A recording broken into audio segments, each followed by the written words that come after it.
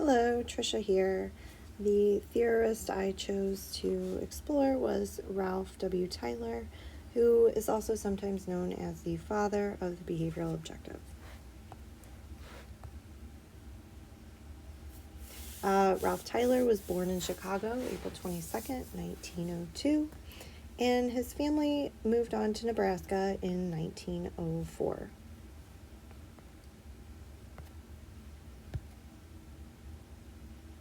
After high school, Tyler graduated from Doane College in South Dakota and graduated early at the age of 19 and then moved on to become a science teacher in South Dakota.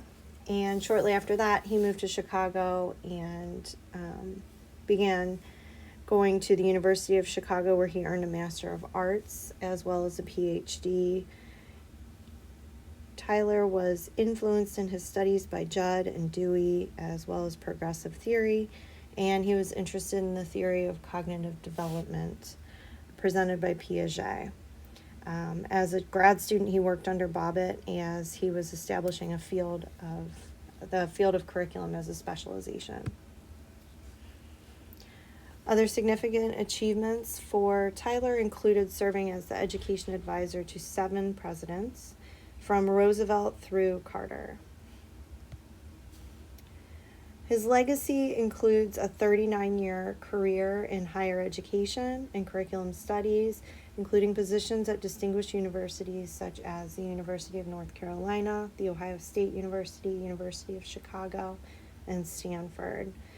While he was at Stanford, he was also the founding director of the Center for Advanced Studies in the Behavior Sciences, and he chaired the Carnegie Committee that developed the National Assessment Educational Progress.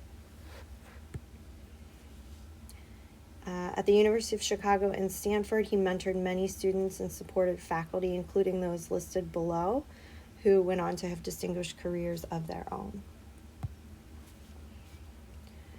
Ralph Tyler introduced principles of curriculum, including 4 specific pieces that he felt were important and thoughtful procedures. His models developed in the scientific approach. His first principle included organizing curriculum. So this began during the Great Depression. Schools were examined by society and were thought to be less than effective due to the fact that they were implementing outdated curriculum. So Tyler began developing the rationale for curriculum and how to develop and implement curriculum effectively. So his first principle was to determine the school or the class purpose. What do students need to be successful? His second principle included providing experience. What path do students need to follow to achieve the goal, and what educational experiences should be presented along that path? The third principle included examining how to provide learning experiences. So, going along with the path, the experiences must be provided in a logical fashion to increase the depth of learning. And the teacher should be the one guiding the students on that path and developing a logical sequence for the students. And finally, the fourth principle would be to evaluate those objectives. So assess the students and see if they met the objectives. Are they able to perform the skill or apply the knowledge that has been taught along the way? One of Tyler's most notable achievements was the 8-year study at The Ohio State University, which focused on students attending high school and being presented with an alternate curriculum and seeing whether those students would have as much success in college as their peers. So 8 years was required for the study because it followed the students from freshman year of high school all the way through their senior year of college. And he was chosen to work on the study because he'd been working with OSU faculty to develop tests of intended learning outcomes, which he referred to as objectives. So 30 public and private schools were approached to participate and develop alternate curricula as part of their research.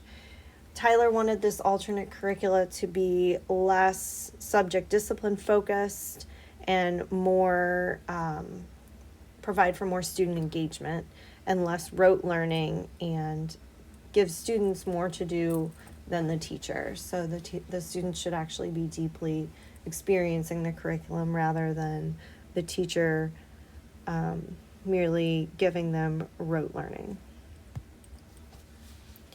So once the 8 years was completed, they evaluated the results of the curriculum Ohio State University study, and they followed these 8 principles when they evaluated the results.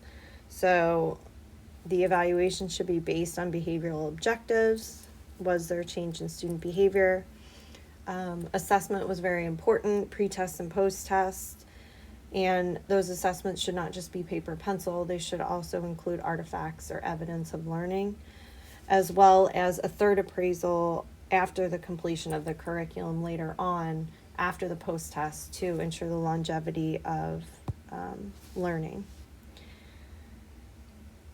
In addition, venues must be identified or created for students to demonstrate the desired behaviors. So looking critically at assessments and determining how they're asking students to demonstrate that knowledge, and what instruments they're using to measure the level of performance of the desired behavior. These instruments need to be valid and reliable, and the results of evaluation are used to improve the quality of the program. So after the study, these participants, these 30 schools, asked Ralph Tyler for more guidance in curriculum, and this led to him writing his most famous book, which is called The Basic Principles of Curriculum and Instruction, originally written as a course syllabus for his students at the University of Chicago. In addition to this book, he also published 15 other books, as well as 700 articles.